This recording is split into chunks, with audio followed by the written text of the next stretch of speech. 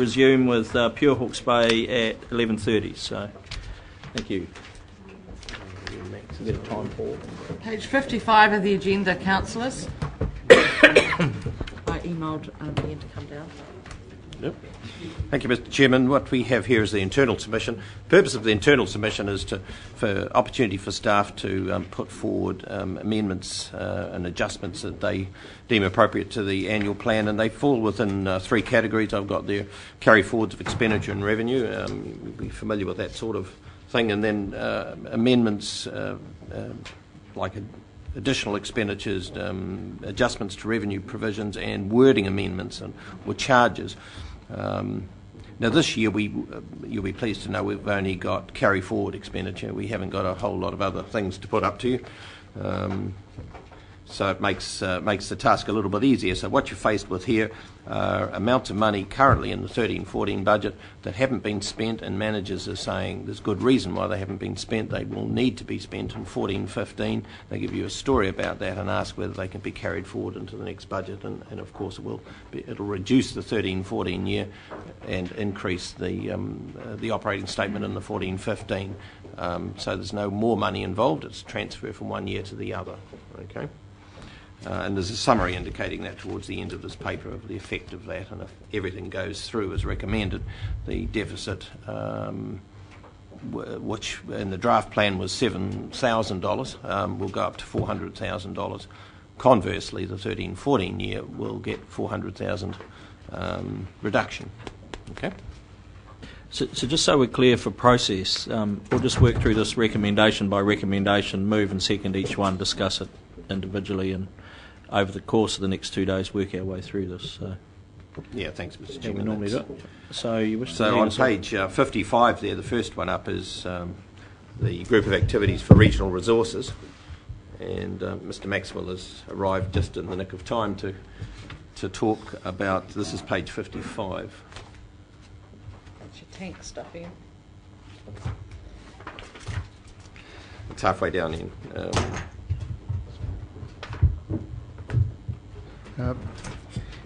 Morning, Council. Thank you through you, Mr. Chair. So you're coming to you for a carry forward for two large parts of the science for the TENT collaborative process. If we split them into two, so 4.1, there's actually two parts to it. So it's Project 310, which is the groundwater model development, and Project 339, which is land science. In Project 310, the large item for that project for this financial year and into next is the development of a coupled surface groundwater model to help the TENT collaborative group in their limit setting process. So that project has begun, as the narrative suggests. It was delayed in start because of demands around the tuki process. That work has begun in earnest. In fact, we've got a group of people meeting upstairs above us just at the moment working through that model development. So that the process is involved at the moment, the development of a geological model. So GNS have just delivered that to us. There's been some stream bed conductance work carried out, some field work, a comprehensive review of our bore log information by a Christchurch-based consultancy company, and the formation of what we've called a technical advisory panel, who are the group that are meeting above us at the moment, who are working through the model conceptualisation and then all the various elements through to final delivery. So there's still a large amount of work to go to then develop the model. What they're doing at the moment is collecting the various bits or the elements that feed into it, and then the model will be built and then put through various stages, steady state and then transient, before it's ready for scenario testing in 2016, I think is the time frame. The other part of that process, and dependent on the groundwater model, is the development of what we call a solute transport model, which effectively takes contaminants from the land, so nutrients for this example, puts it through the model and delivers it back into rivers, and it helps the collaborative group in terms of limit setting and understanding the effects of limits on land use or land activities in the future. So at the moment, that solid transport model development is ongoing, so we're going through a conceptualisation process at the moment. There's some remote sensing work that's underway, so rather than relying on the old LCDB2 land cover database, there's some more detailed remote sensing work being done that will help the group in terms of providing different, or the model, being able to deal with different land use scenarios in the future. So, yeah, I guess those two processes are well underway. It's now just a matter of allowing them to run their course. Right, some questions. Councillor Bevan.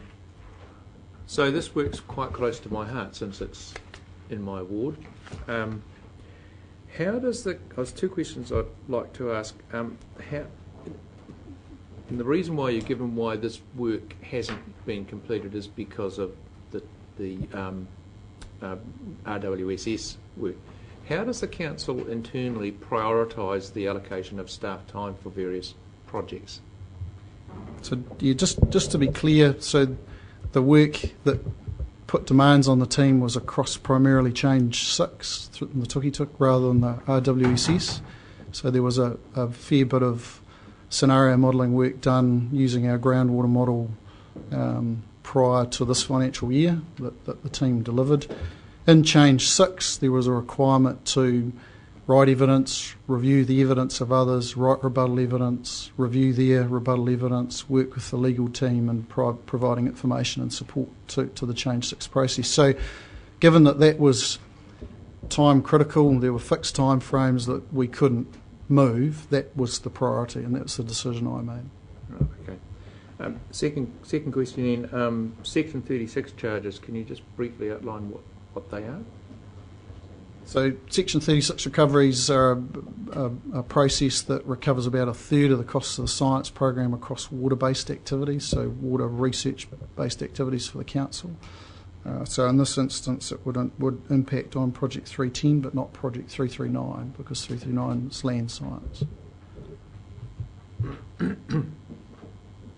Just to add a little bit more, those Section 36 charges are broken down into various zones or based on catchments within the region. So where there's work being done on a particular catchment, that's where the Section 36 charges apply to the people in that catchment at that time. But obviously as we move to other geographical parts of the region, the Section 36 charges also move and may no longer apply in one area.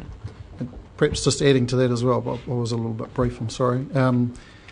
So recognising that a shift in this activity will affect those people who pay those charges retrospectively, so as we do the work we recover those costs a year later. We're making quite a concerted effort now working with the likes of fruit growers and others to look at a program of communicating the work we're doing and why we're doing it, so why is it relevant to them, what that information is telling us, so going back and checking in and saying, well, this is what the work is, this is what we're finding out, and then trying to develop a tool as best we can to sort of forecast costs, because we work in the sort of hindcasting model where we recover what was spent. We're trying to give them a sense of what the future might look like in terms of, well, this is what we're doing and these are the costs associated with them. So what I think I understand you're saying is that these charges, these Section 36 charges, have already been levied against the properties associated? Not for work that hasn't been done. So it's only for work that's been done. So if as this amount is proposed to be carried forward, that would carry forward into the next financial year, and once spent, we would recover it after that. Right, okay. And the other key point is that it's linked to resource consents, not to properties. Yes. So if you're a consent holder, it's part of that cost. It's not a targeted rate, for example. Okay. So Scott. Thank you, Mr. Chairman. The timetable for this modelling has been something we've been talking about now for at least 10 years. 8 years ago, I thought we were fairly close to getting an answer on a moving from a static to is it a transient model.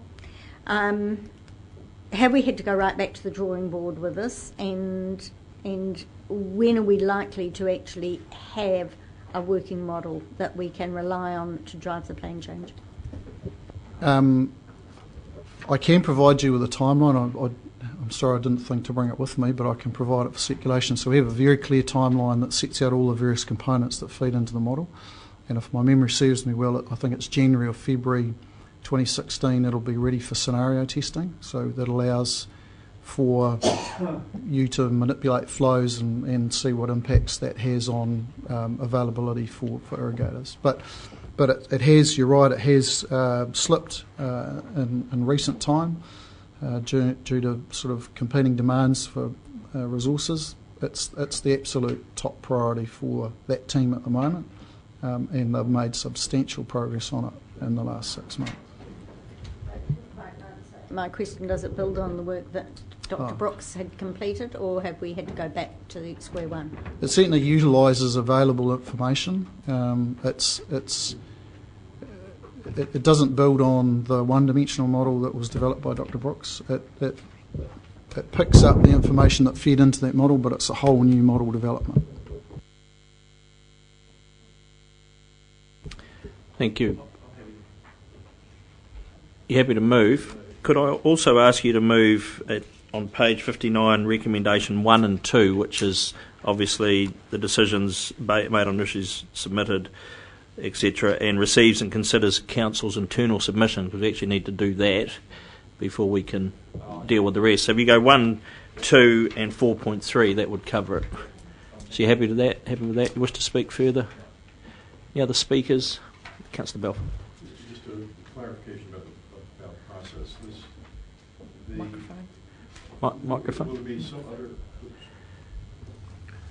Will there be some other point in our process here where an issue, let's say like land management resourcing, would be addressed in a more sort of global sense? Because I was reading through the staff comments on land management, and there's a reference to a staff work plan for the coming year and so forth.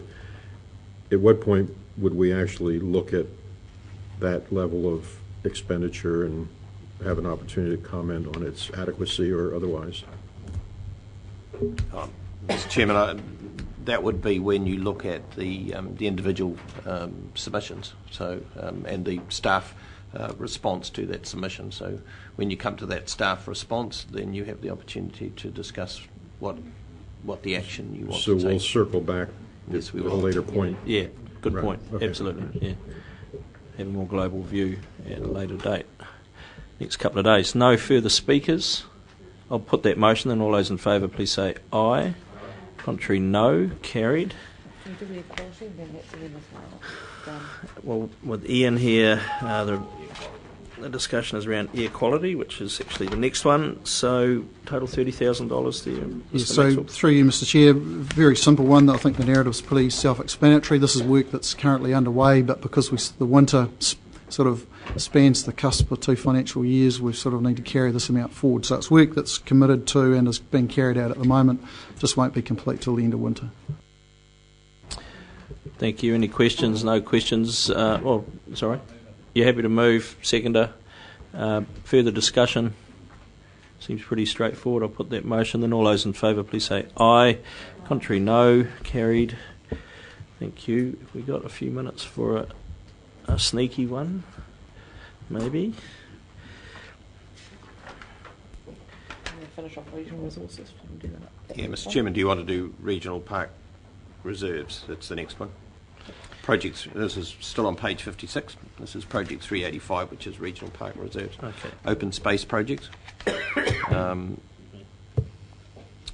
This comes from just a little bit of background. A number of years ago, a fund was established of 7.5 million. It was borrowed money. As we commit to it, we borrow against a facility of 7.5 million. The funding for that 7.5 million is from the sale of land non-investment reserves. So we've got 7.5 million set up so as the council can contribute to open space development work and also targeted assistance to major regional projects. Okay. To date, that fund has gone to cycleways, something like about 2.1 million to cycleways.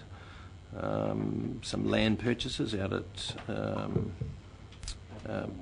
Waimarama, 300,000. In partnership with Hastings District Council. Partnership with Hastings District Council. Waipawa Town Hall, 500,000. And the Hawke's Bay Museum, 1.1 million.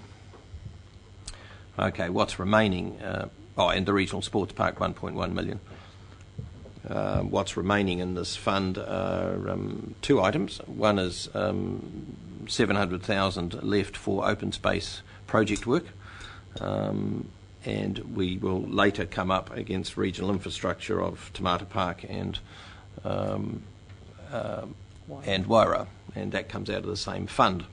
Okay, but for now, let's talk about the open space projects coming out of this fund. 700,000 left, and Mr. Adey would probably like to say something about that. Yeah, thank you for that. In terms of we've brought before you the regional open space network plan or regional park network plan, and the individual park plans under that are currently being developed for Pekapeka Wetland, Pakowai Country Park and Waitangi Wetland, which stretches right across from the mouth of the Tutaikuru River to the Tukituki River. And in addition, we have on hold just the development of a network of a regional park plan for Tutira, and that's on hold at the request of Mangahuru Tangi 2, just working through their treaty settlement outcome and how that will impact on them.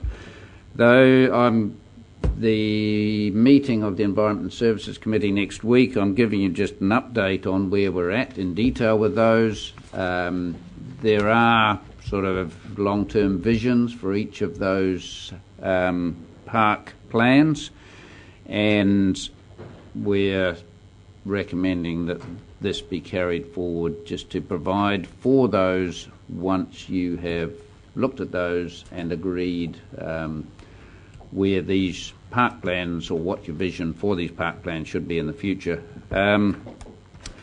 Not to say that this money would be entirely spent on that, but at this stage I can't really give you an indication of what the likely future costs for those development of those open space areas are. So I'll leave it at that. Thank you. Further questions? Because we're carrying forward a provision, is someone happy to move that? You're happy to move that? Councillor Graham, happy to second that? Councillor Pipe. Further discussion? Sorry, which recommendation? 6.3. Councillor Dick on page 56. Yeah, okay. So it's moved and seconded. No further discussion. Put that motion. All those in favour, please say aye. Contrary, no. Carried. Thank you. Let's go back to our presentations. Pure